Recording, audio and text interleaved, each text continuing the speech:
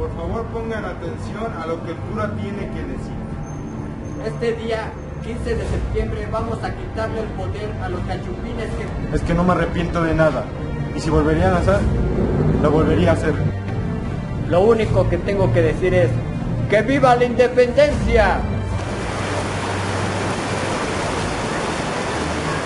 Lo primero que haremos será retomar las ideas de mi mentor, Miguel Hidalgo. ¡Este aún no muere! ¡Acaben con él! Estamos ganando la guerra. ¡Esto se acaba aquí! Ni pensarlo. Mientras el último insurgente siga vivo, nosotros jamás nos rendiremos. ¡Maldición! ¡Estamos perdiendo esta guerra! ¡Alto ahí! De hoy en adelante, ya no seremos más el ejército insurgente o el ejército realista. No podemos permitir que Uribe se salga con la suya. General, a partir de hoy, nosotros dos vamos a tratar el nuevo rumbo de esta nación. En este día vamos a cambiar jurando la nueva Constitución mexicana.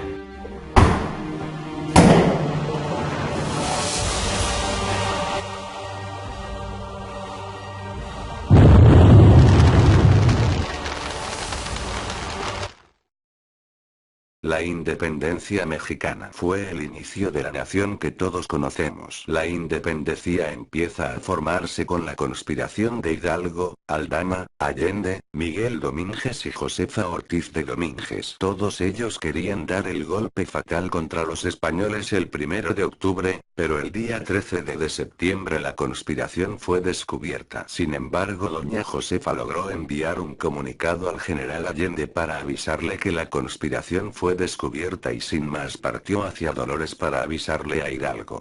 Al enterarse de la noticia no le quedó de otra que adelantar el levantamiento el 15 de septiembre de 1810. Por favor pongan atención a lo que el cura tiene que decir. Este día, 15 de septiembre, vamos a quitarle el poder a los cachupines. ¡Viva la Virgen de Guadalupe! ¡Viva la Nueva España! ¡Muere el mal gobierno! ¡Que mueran los cachupines! Después del estallido de independencia, los insurgentes al mando de Miguel Hidalgo tuvieron importantes batallas como la toma de la Alhóndiga de Granaditas. Sin embargo, Allende quería marchar sobre la capital del virreinato, pero Hidalgo se opuso, lo cual sellaría su destino desuniendo a ambos líderes. Y tras la derrota del puente de Calderón el 17 de enero de 1811, todos votaron por sacar a Hidalgo del mando y nombrar a Allende como la cabecilla del movimiento. Sin embargo, al final ambos fueron capturados por el ejército español gracias al traidor de Ignacio Elizondo. Los caudillos fueron sentenciados a muerte por la corte española. Allende muere el 26 de junio de 1811 e Hidalgo muere el 30 de julio de 1811. ¿Algunas últimas palabras, general Allende? Lo único que tengo que decir es que no me arrepiento de nada. Y si volverían a hacer, lo volvería a hacer. ¡Preparen! ¡Apunten! ¡Fuego! ¡Fuego! ¡Fuego!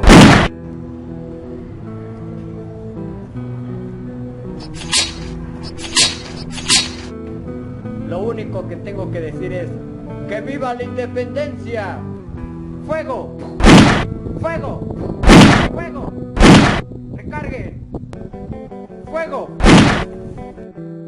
Sin embargo, a la muerte de Hidalgo y Allende, continúan con el movimiento armado ahora dirigido por el aprendiz de Hidalgo. José María Morelos asume el cargo de nuevo líder del movimiento independentista. Posteriormente él crea con mucho anhelo la Carta Sentimientos de la Nación en 1813, retomando las ideas de Hidalgo y basándose en la Constitución de Cádiz de 1812. He pensado en crear una carta donde trace nuestros ideales a final de la independencia. ¿Correcto? De acuerdo. ¿Y qué quiere concentrar su mandato? Lo primero que haremos será retomar las ideas de mi mentor, Miguel Hidalgo. Vamos a quitar la esclavitud de toda la Nueva España. Segundo, vamos a crear una monarquía constitucional moderada, en la cual el rey ya no podrá tener el poder absoluto. Será gobernado por dos facciones de poder que controlarán a esa persona.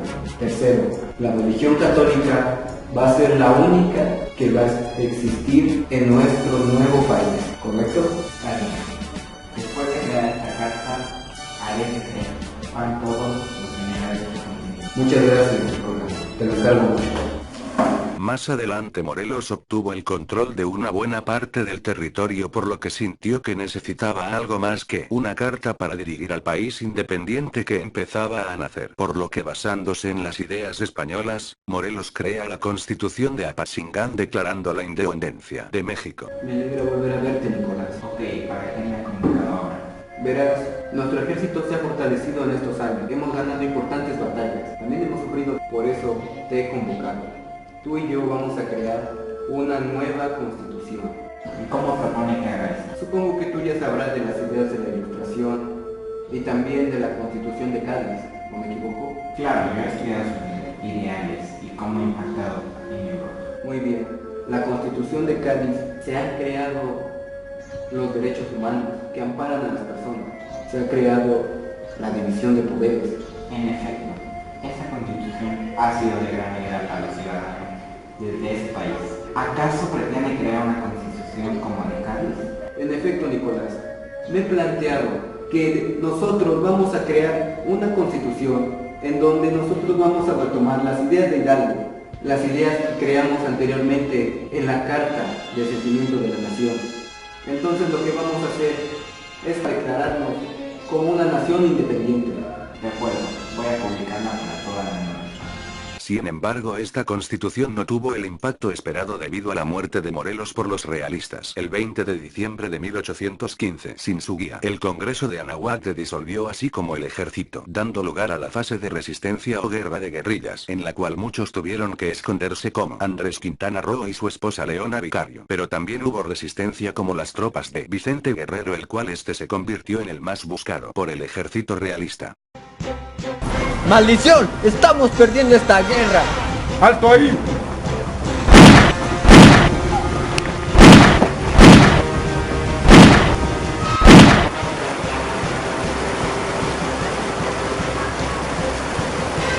Estamos ganando la guerra. ¡Esto se acaba aquí! Ni pensarlo. Mientras el último insurgente siga vivo, nosotros jamás nos rendiremos. ¿Eso crees? Ve y dile a todo el ejército realista que jamás vamos a perder esta pelea. Este aún no muere. ¡Acaben con él!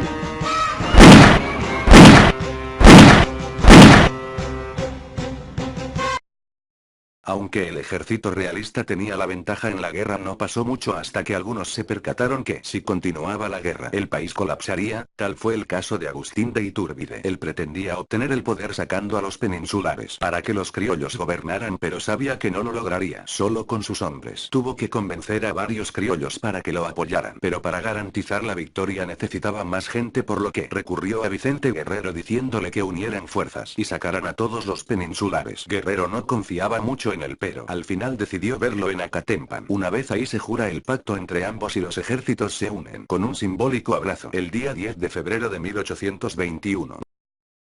Dudo mucho de usted, general Iturbide. ¿Acaso esto es una trampa? En absoluto. Este será el día en el que acabaremos con la guerra entre nosotros dos. Y dígame, ¿cómo puedo confiar en usted? No le queda de otra. Por muchos años, esta guerra nos ha dado mucho pesar y muchas desgracias. De hoy en adelante, ya no seremos más el ejército insurgente o el ejército realista. Hoy seremos un nuevo ejército que erradicará a todo el ejército español restante que quede aquí. Y como uno de los generales, les doy mi palabra que cumpliré con la promesa. Posteriormente, el 24 de febrero de 1821 se proclama el Plan de Iguala. Se unen los ejércitos de Iturbide y Guerrero, proclamándose el ejército trigarante. Marchan sobre la capital y triunfan. Posteriormente de que Apodaca abdicara, el gobierno español envía a Juan de O'Donoghue para restaurar la situación, pero al llegar comprobó que la independencia era un hecho, por lo que no tuvo de otra que firmar los tratados de Córdoba con Iturbide el 24 de agosto de 1821. General, después de muchos años, hemos conseguido la independencia de México. Por supuesto, muchos de nuestros hombres murieron en esta larga y dura batalla, pero sus muertes no serán en vano. En efecto, durante muchos años hubieron grandes confrontaciones, muchas muertes y muchas pérdidas. Pero después de todo, por fin hemos logrado crear un ejército en los cuales ninguno de los dos jamás volverá a ser enemigo. A partir de ahora, somos conocidos como el ejército trigarante. Y por eso, nosotros vamos a crear los nuevos rumbos que darán a México como país independiente.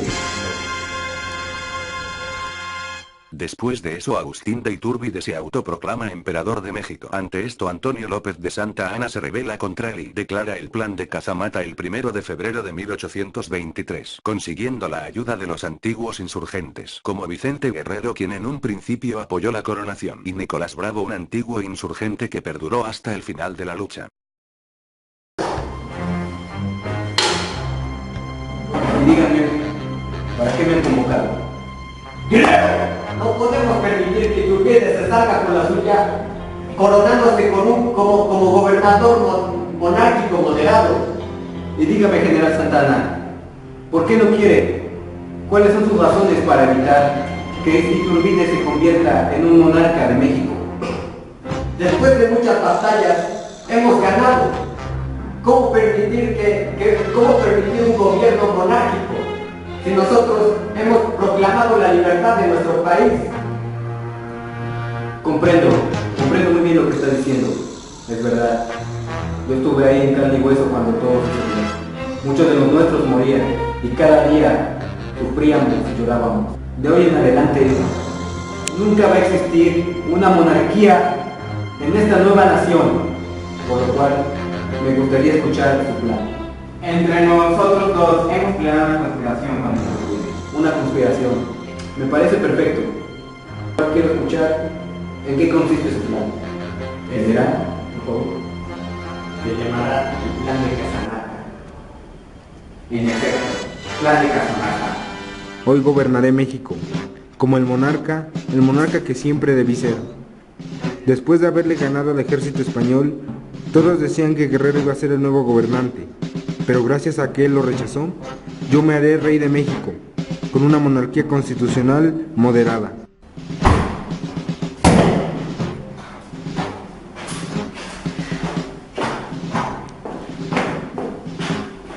General, está bajo arresto por tratar de crear una monarquía en México. ¿Qué tiene que decir en su defensa? Nada. Muy bien, póngase de pie y acompáñenos.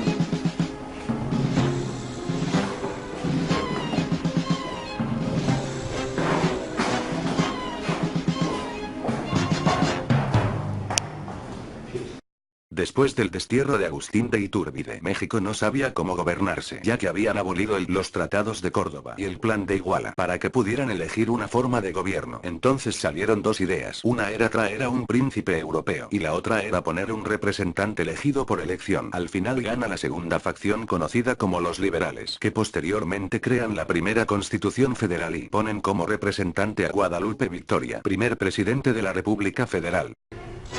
En este día vamos a cambiar jurando la nueva Constitución mexicana. Señor, ¿cómo va a quedar esta constitución? Muy bien, pues primero, Nicolás, a partir de hoy cambiaremos las imposiciones monárquicas que rigen los reyes irresponsables. Entonces, señor, quedarán las ideas que vinieron en la ilustración. Así es, mi compañero de batalla. México tendrá la primera constitución federal donde en lugar de un rey tendremos un gobierno democrático. Ok, me encargaré de todo.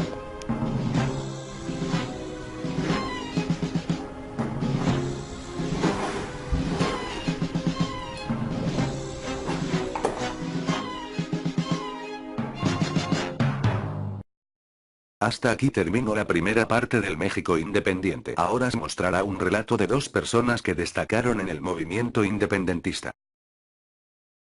Yo soy Leona Vicario. Nací en México de 1972. A pesar de una buena posición económica, nunca me gustó cómo la gente era maltratada.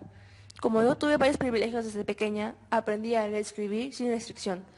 Pero lo verdaderamente importante sucedió cuando conocí a Andrés Quintana Roo. Cuando lo vi, creí que era como todos, insensible y una mala persona. Pero al final me di cuenta que él y yo teníamos ideales muy parecidos. Así que trabajamos durante la independencia de México, convirtiéndome en la mensajera de los insurgentes. Pero en 1813 fui descubierta y me arrestaron para interrogarme y posteriormente procesarme. Pero, gracias a Quintana Roo, fui liberada uniéndome activamente en la independencia al lado de mi marido Quintana Roo y Morelos. Todo parecía marchar muy bien, pero la captura de Morelos, yo y mi marido tuvimos que separarnos del ejército para no ser capturados. Pero para 1817 fui capturada en una cueva cuando acababa de dar a luz a mi hija Genoveva, mi primera hija. Mi marido no sabía qué hacer, así que no tuvo más que aceptar el indulto español y dejarse capturar por ellos. Pasaron 4 años hasta que Guerrero e Iturbide entraron a la ciudad triunfando, pues habían ganado la guerra. Mi nombre es José Ortiz de Domínguez. Fui bautizada el 16 de septiembre del 1768. Estudié en el Colegio de San Ignacio. Para 1791 contraje matrimonio con mi esposo Miguel Domínguez. En esos años era el secretario de la Real Hacienda, pero gracias a su buena amistad con el virrey Félix, fue ascendido a corregidor de Querétaro. Como corregidor había apoyado al virrey en su decisión de formar una junta de gobierno, pero ante la imposibilidad de llegar a esos planes a la práctica comenzó a simpatizar con el ideario independentista. Gracias a que lo convencí de hacerlo, en 1810 yo y mi marido comenzamos a formar reuniones secretas contra la corona de nuestra casa. Todo estaba listo, nuestro golpe comenzaría el 1 de octubre de 1810, pero el día 13 de septiembre nuestra conspiración fue descubierta. Mi marido no sabía qué hacer para mantenerme a salvo. Él me encerró en mi habitación, pero afortunadamente pude enviar una carta para informarle a Ignacio Allende que la conspiración fue descubierta. Gracias a esto, no solo ellos se salvaron, sino que la mayoría fue avisado y lograron escapar para después unirse al movimiento independentista. Posteriormente, el gobierno virreinal me arrestó, fui conducida al convento de Santa Clara, pero afortunadamente mi marido logró salir gracias al apoyo popular. Después fui trasladada a la capital en el año 1814, siendo recluida en esta ocasión en el convento de Santa Teresa. A pesar de los esfuerzos de mi marido, que ejerció de abogado defensor, fui declarada culpable de traición. Los últimos años de cautiverio los pasé en el convento de Santa Catarina de Sena, considerando más estricto que los anteriores. La situación de mi familia Domínguez fue mala durante estos años, puesto mi esposo gravemente enfermó, pero gracias al virrey de Apodaca logré salir en 1917. Ahora sentí la necesidad de contar mi historia para que sepan con mi puño y letra quién fui.